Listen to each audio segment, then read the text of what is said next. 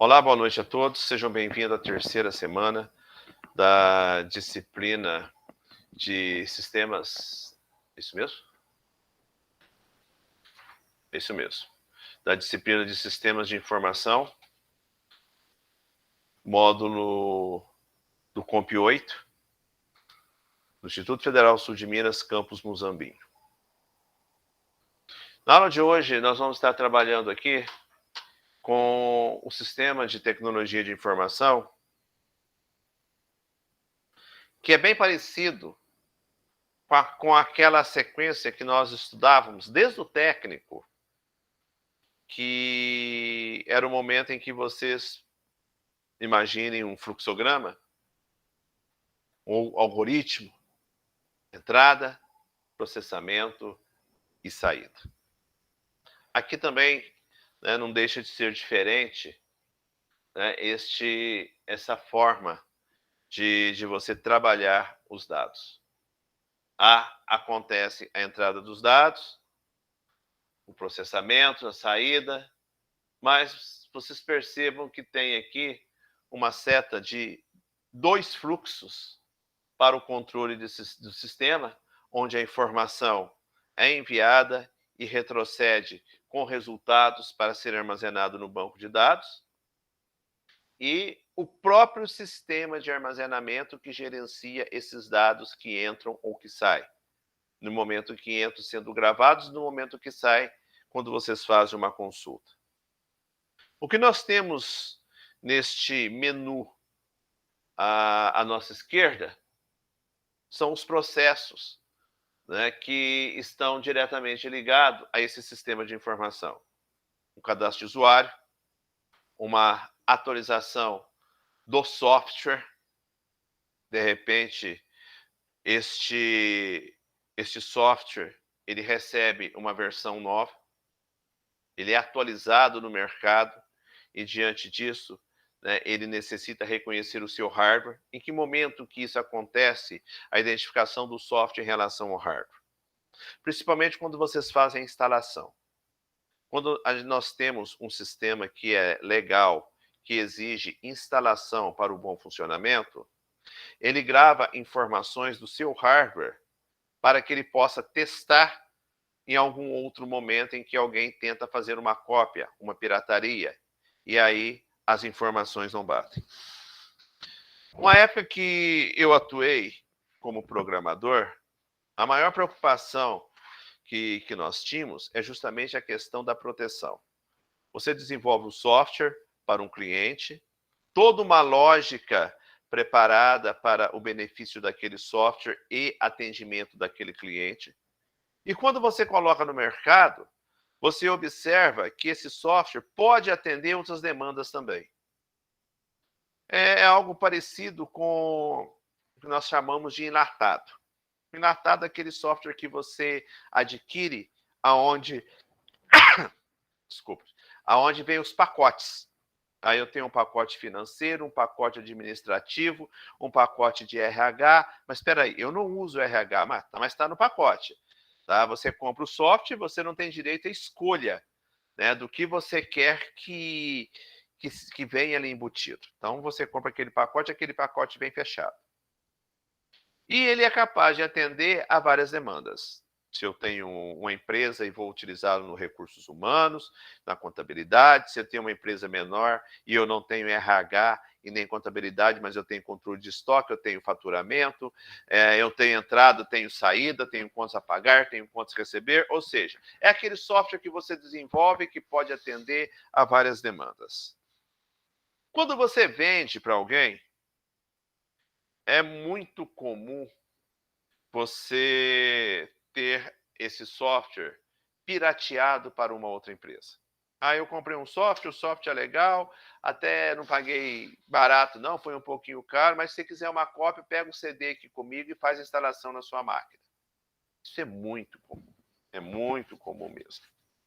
E naquela época, como que a gente utilizava um meio de proteção? Porque a partir do momento que um software sai das suas mãos, você perde todo o controle sobre ele. Se você não tem um sistema de proteção que impeça a cópia ou algo assim, né? Você vai fazer um software uma vez só, para um cliente só, e depois você nunca mais vai vender, porque todos podem utilizá-lo, e nessa utilização você estará perdendo, né? Porque só um comprou e o resto copiou.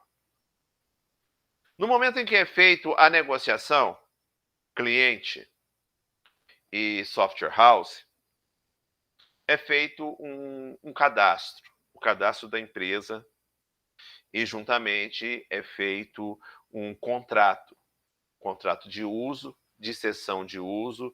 Nele vem as cláusulas, protegendo tanto a empresa, o software e a software house. E pode até ter uma cláusula que, em caso de pirataria, de extravio do software, você possa vir a cobrar uma multa ou algo assim para lhe proteger.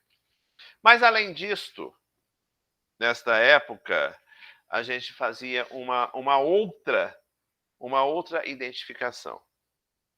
Todo HD, tá? Todo HD, no momento em que ele é formatado, gera um código, uma sequência hexadecimal lá nas trilhas do HD.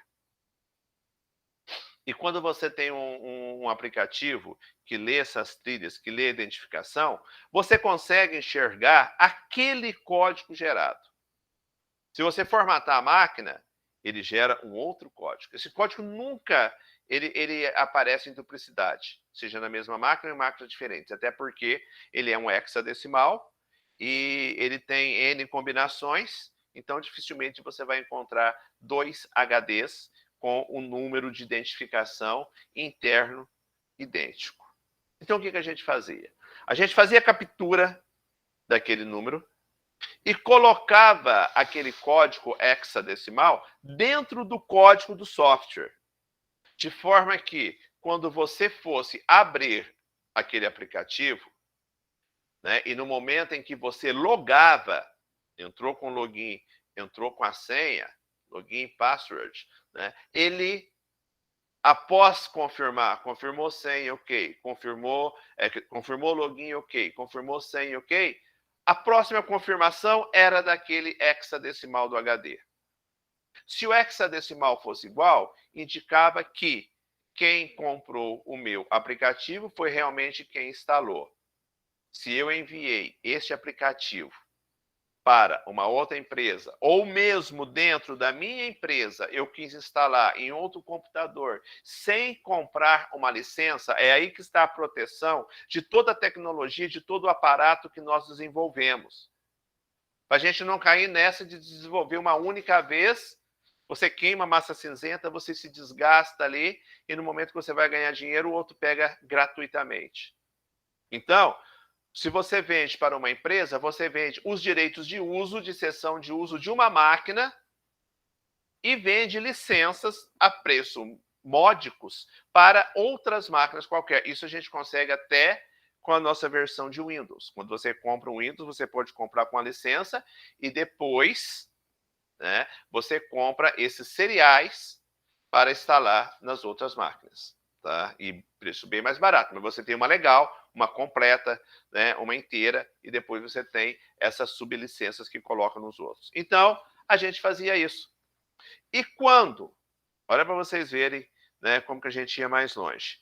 E quando a informação não batia, subentendia que algum computador não autorizado estava tentando instalar aquele software, de cara já havia essa mensagem que você estava tentando fazer uma cópia não autorizada, que aquilo subentendia que era um crime, uma pirataria, e que você estaria sujeito às normas jurídicas, tá, que nos resguardava do direito autoral daquele programa, e que você poderia ser acionado judicialmente.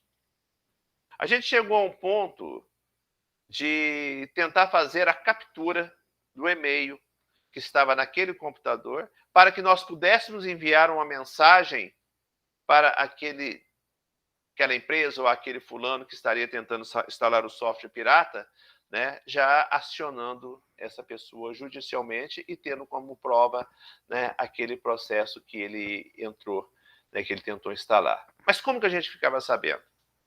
No momento em que é feito a instalação e que você faz o login pela primeira vez, era emitido um e-mail do computador principal, onde estava acontecendo aquele processo de instalação, para o e-mail da empresa, dizendo que empresa tal, né, porque estava no registro do software, empresa tal, de registro tal, instalou legalmente o software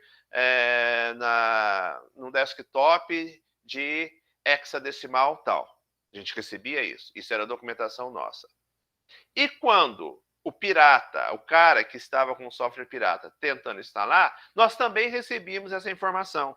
Porém, ele não constava o nome da empresa, não constava o nada do contrato, mas constava que o número de série, o hexadecimal do HD, era diferente do hexadecimal que estava na instalação. Então, você poderia acionar judicialmente aquela empresa. E isso é uma proteção. Isso é uma segurança. E isto veio e vem até os dias de hoje. Você não desenvolve, né, para um todo. Pô, nós não somos nenhuma instituição de caridade. Existe todo um investimento na carreira do profissional de TI. Vocês são exemplos disso. Ah, mas eu não estou gastando nada. Eu estou numa rede federal onde eu não pago nada. Esse curso é caro. Perante a comunidade, perante a rede federal, esse custo é caro. É toda uma infraestrutura da instituição. É todo um aparato de professores graduados, né, com uma vida acadêmica aí que tem um custo para o governo federal. Então, o custo existe, ele é caro. Você apenas não paga nada. Mas uma coisa você também perdeu ao longo desse tempo, desse período que vocês estiveram fazendo o curso, que é o próprio tempo. E tem o investimento, o seu investimento de tempo, de dedicação, de estudo, buscando aprendizado, tem tudo isso. E isso tem que ser computado lá na frente. Ah, mas eu trabalho numa software house, eu montei uma software house que trabalha com software livre, software gratuito. Tá, mas como que você sobrevive? De alguma forma, você tem que ter uma receita. Você não vive de ar. Essa empresa não é autossustentável se ela trabalha com software livre. Como que ela cumpre com as obrigações fiscais? Como que ela mantém a internet? Como que ela tem computadores de boa performance para você poder programar? Softwares, né, específicos que também têm custo. Tudo isso está embutido nessa questão aí. Então, nada mais justo que você tenha o seu preço, o seu custo da sua hora de trabalho. E quando você vai desenvolver um projeto, né, você já faz esse levantamento. Quantas horas eu deverei gastar para entregar esse projeto aqui? Você faz uma multiplicação ali, acha, né, a quantidade de horas vezes o valor da hora, você chega ao preço final. Isso é injusto? Não. Não é injusto. Você tem que sobreviver. Você tem um mercado competitivo. Eu posso até ganhar menos. Eu posso até fazer o meu preço final metade do que está dentro do mercado. Porque eu sou novo, eu estou entrando agora, eu quero garantir uma carteira de clientes. Eu não quero ganhar apenas em cima de um cliente, eu quero ganhar em cima da quantidade, porque meu software se adapta a cada situação. Mas você tem que se resguardar dessa pirataria. Ou você vai fazer isso e vai vender uma vez só e nunca mais você vende ele. Isto está embutido aqui em um sistema de informação, em um recurso utilizado no desenvolvimento do sistema. É uma inteligência artificial? É um simples hexadecimal que fica codificado entre os bits e bytes de forma oculta para que ninguém possa descobrir? É uma criptografia onde eu criei uma fórmula de embaralhar esses dados e dificultar que outros possam vir utilizar? Não importa. esteve envolvido dentro desse desenvolvimento todo um aparato tecnológico, todo um estudo, todo um investimento de vocês, nosso, que somos dessa área. Então, é mais do que justo que a gente, né, cobre por isso. Então, eu posso dizer que talvez, de acordo com o ângulo que se olha isso, tenha-se visões diferentes de um sistema de informação. Esse sistema de informação é todo e qualquer sistema capaz de capturar dados e armazená-los para fornecer uma forma de pesquisa eficiente, resultado de pesquisa.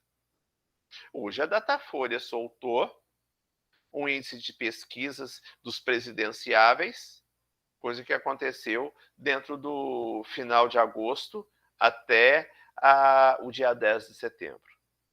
Analisando todas as situações, né? Cada um dos possíveis candidatos com outro no período de janeiro até dezembro, quanto que eles estavam lá em dezembro, quanto que eles estavam, né, ao longo desse ano e quanto que eles estão aqui agora. Subiu ou desceu? Como que está a popularidade de cada um? Se for no segundo turno, fulano com fulano, quem que ganha? Qual o percentual? Isso são informações coletadas. Essas informações elas vieram de pesquisa. E depois essas informações foram trabalhadas e gerou um resultado final. E um software para obter, né, informações, um banco de dados que vai poder, né, lhe fornecer resultados, ele tem que ter uma base estruturada no momento da captura da informação, da busca da informação que vai gerir o resultado final. É um processo que deve ser muito bem pensado antes do desenvolvimento. Quando você está fazendo a planta baixa do seu sistema. Quando você está traçando ali, né, os primeiros organogramas, os primeiros fluxogramas, né, que vai estruturar todo o aparato do seu software. E tudo isso requer tempo, dedicação. Né? Dedicação acima de tudo. Os componentes que estão relacionados. Deixa eu só apagar isso daqui. Não sei qual que chegou aqui.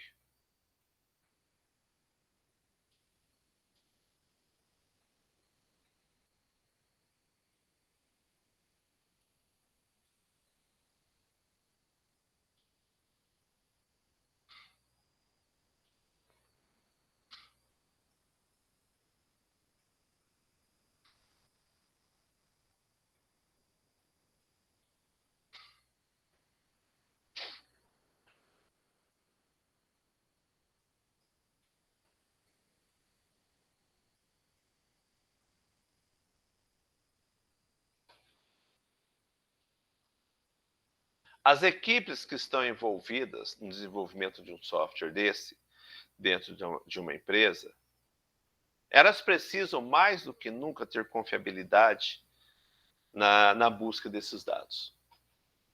O recurso humano é aquele setor, né, para quem está aí no mercado, o Marcos tem essa experiência aí, né, Marcos?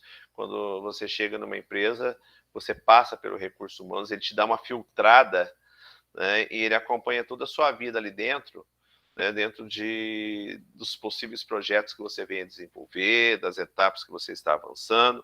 Né? Então, o que você tem dentro desse setor? Você tem gestores, você tem gerentes de TI, né? Você tem, antigamente falava-se, né, gerente de CPD, Centro de Processamento de Dados, né? Hoje esse nome, essa nomenclatura já não é mais utilizado, a gente fala somente TI. Mas o recurso humanos, ele é o principal ponto dentro de uma empresa no momento em que vai capturar este possível funcionário. Passa por um psicólogo, analisa-se o perfil, né, analisa-se o QI daquele possível funcionário, daquele candidato à vaga. A responsabilidade de um RH hoje, ela pode comprometer toda a sequência da programação de uma empresa. Porque é aquele funcionário que você contratou confiando, né, que nos testes que ele passou lá no RH, me dizia que ele é o cara apto a executar uma determinada tarefa aqui. Se o RH, com seus psicólogos, né, com os exames admissionais, deixar passar algo, e isso irá refletir lá na frente, no momento em que esse funcionário estará dentro de um sistema já produtivo. Imagine se você, dentro dos exames periódicos de saúde, né, o médico do trabalho da sua empresa deixa passar que você possa ter, por exemplo, um diabetes muito forte. O diabetes vai lhe causar problemas que você, às vezes, não consegue ficar sentado, você tem que sair a todo instante para ir ao banheiro, você tem uma sede, né, algo assim, diferenciado, a tua produtividade cai, né, amanhã ou depois você pode não vir trabalhar porque você não está legal, ou você apresenta problema de vista, ou seja, a empresa não quer um cara que não seja sadio. E se o RH falhar lá atrás, ela pode vir a contratar alguém que. A gente até é ruim falar isso, né? Mas essa filtragem, né, ela é para a vida saudável da empresa.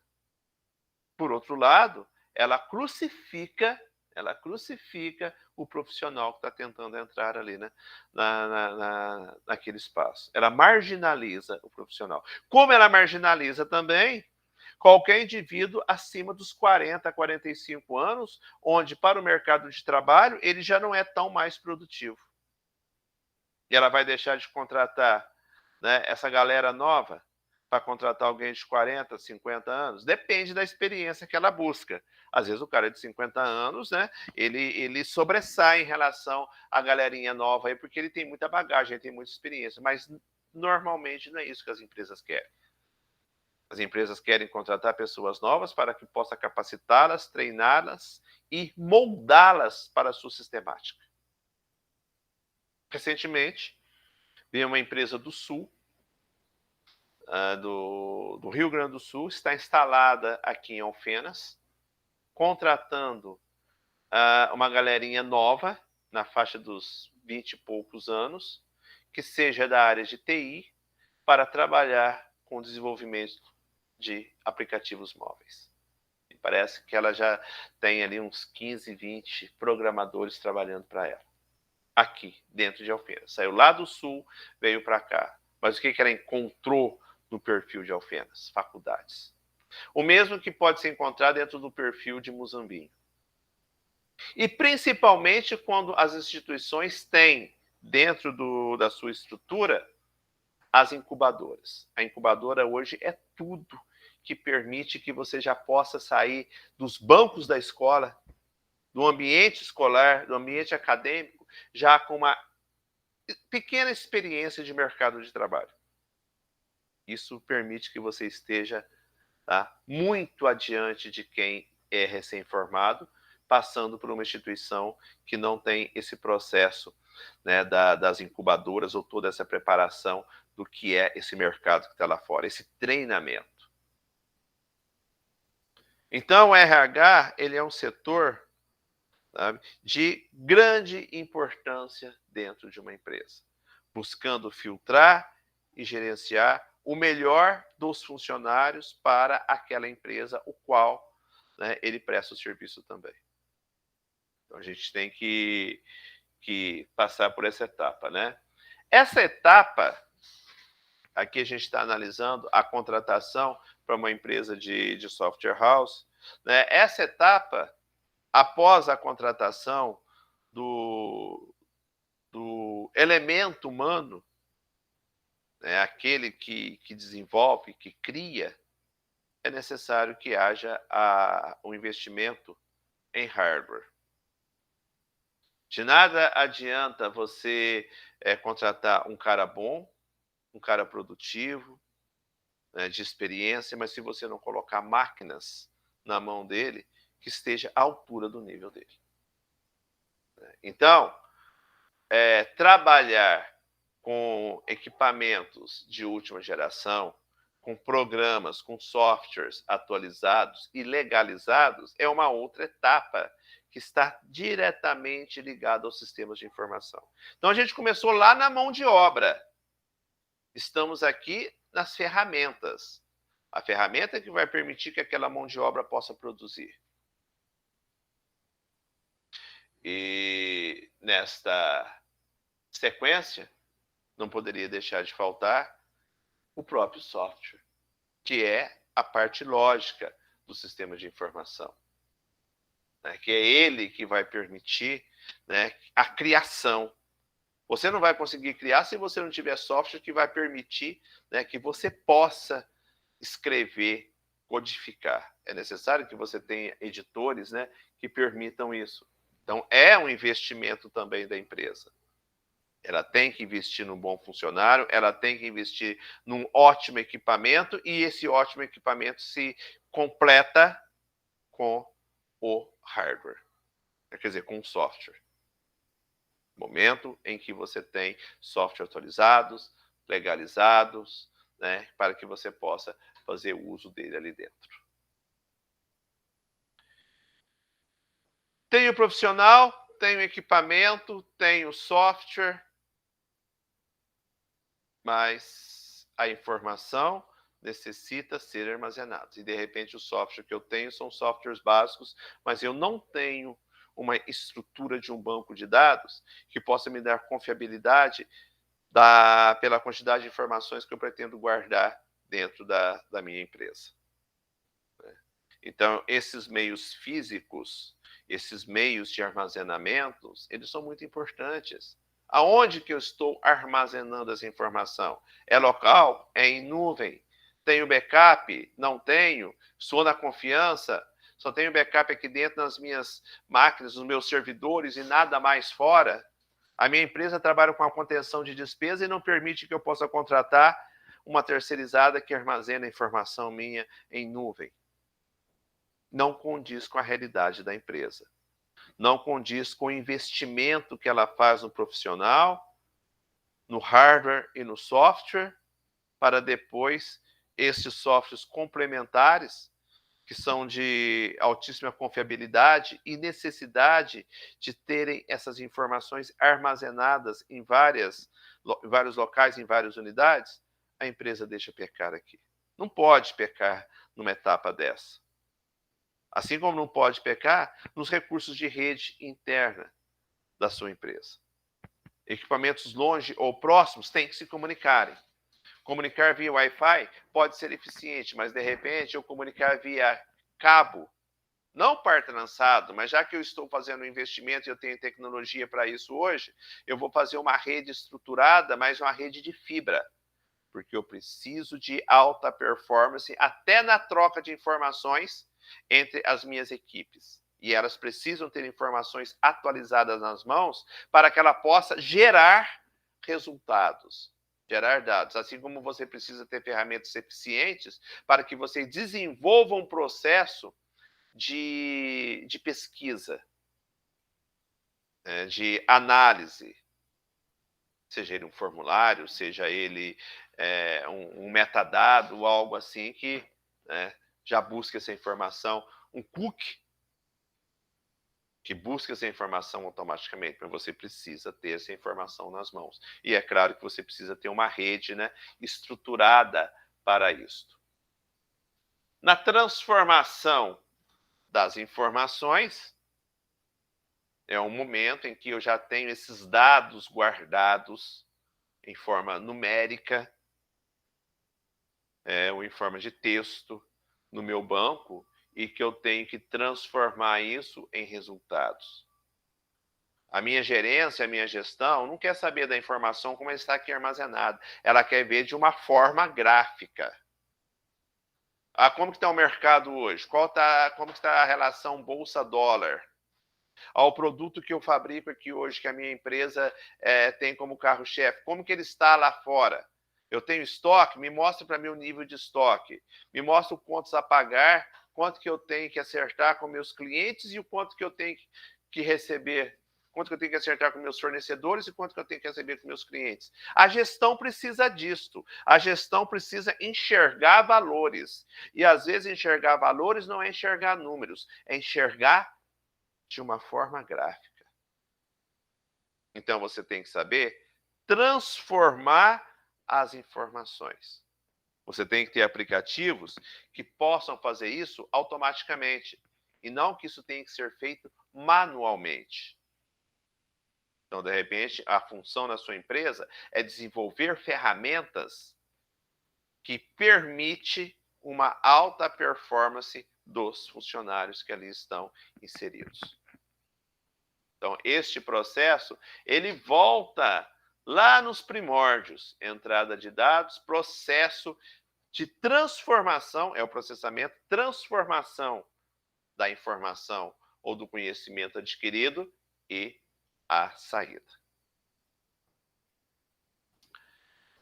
A informação tem que ter qualidade. A informação tem que ter veracidade.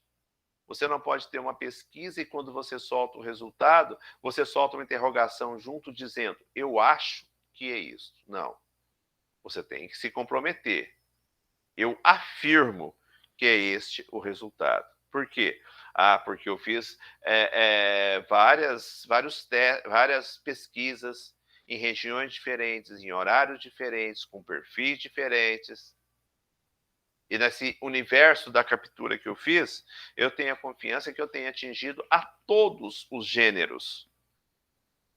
Então, a minha informação ela tem que ser precisa, completa, confiável, relevante e, ao mesmo tempo, para que eu pudesse absorver toda essa pesquisa, eu não posso enfiar todo o meu investimento, né? Eu não posso enfiar todo o meu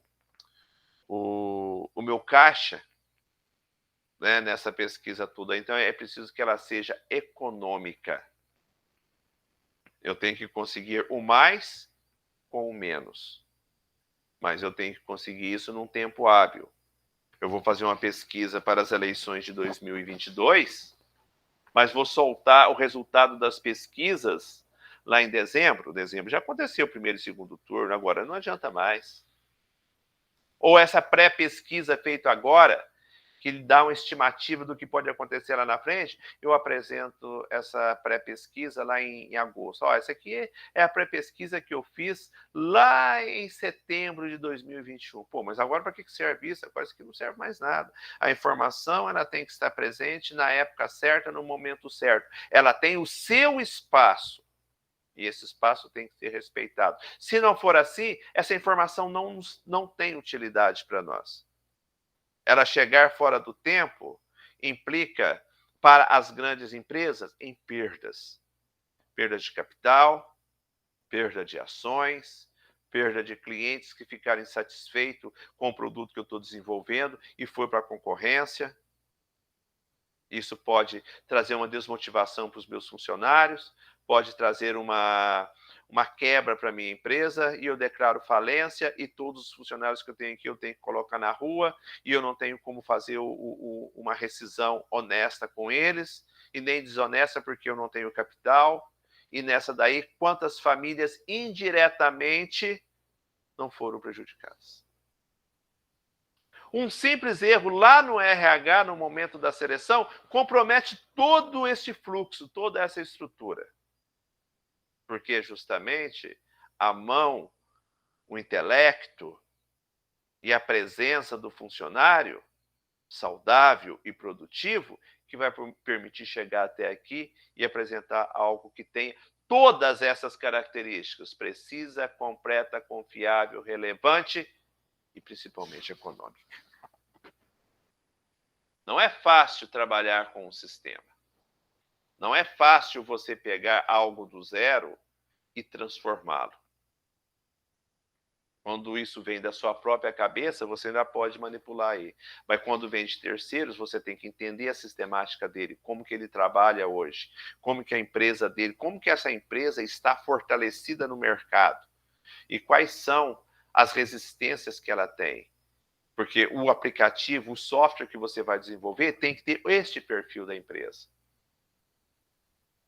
Temos 3 níveis dentro dessa pirâmide?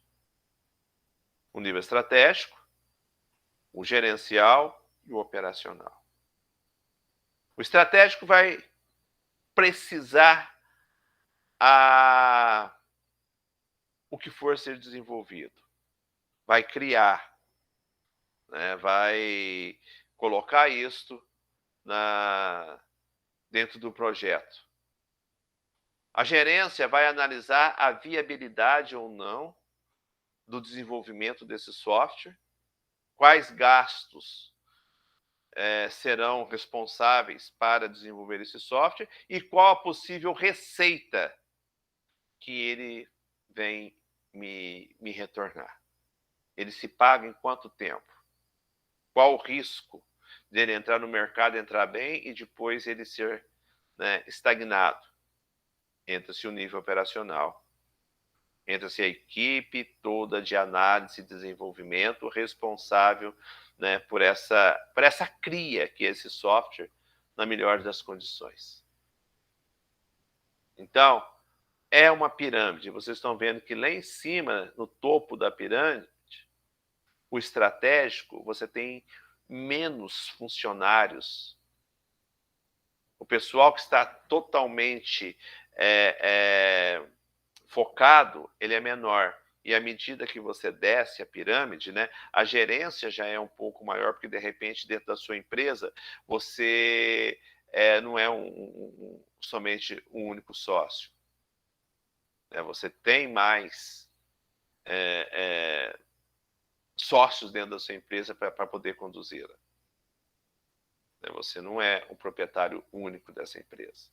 Agora, a hora que entra no nível operacional, é toda a galera da programação, da bateria de testes, do design, da análise, que vai estar ali sentado, focado no melhor desenvolvimento daquele prospecto que foi ali iniciado.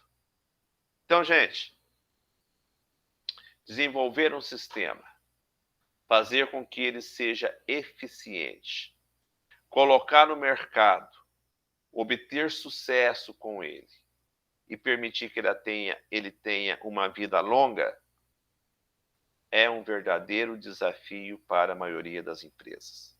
Essa é a razão do porquê que um funcionário competente e eficiente faz a diferença dentro dessa empresa.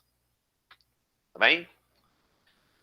Igor, Marcos, querem fazer alguma pergunta? Querem colocar alguma observação, alguma experiência de vida aí?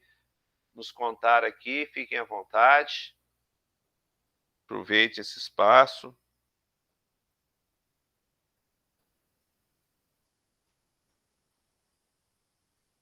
Vocês estão aí? Tem jogo hoje? Estão assistindo futebol não, né? O cinema já voltou? Foram pro cinema e não me largaram aqui falando sozinho? Mas é que é só dois, né? Só o Marcos respondeu. Cadê o Igor? O Igor dormiu. Ah, o Igor acordou. O Igor chegou ali agora. Pessoal, obrigado pela presença, pelo comprometimento, pela responsabilidade de estarem aqui. Sei que o horário é péssimo para vocês, né? É cansativo para todo mundo. Vamos migrar, então, para a próxima semana, às 19 horas, e torcer para que a galera esteja mais animada, né? E venha até a aula. Não temos atividades aqui, não. Tá? As atividades estarão aqui dentro do semipresencial e podem ficar atentos que eu irei trocar essas duas datas aqui. Tá bem? Valeu, pessoal. Obrigado, boa noite, um ótimo final de semana, um bom descanso e uma nova semana a partir de segunda produtiva.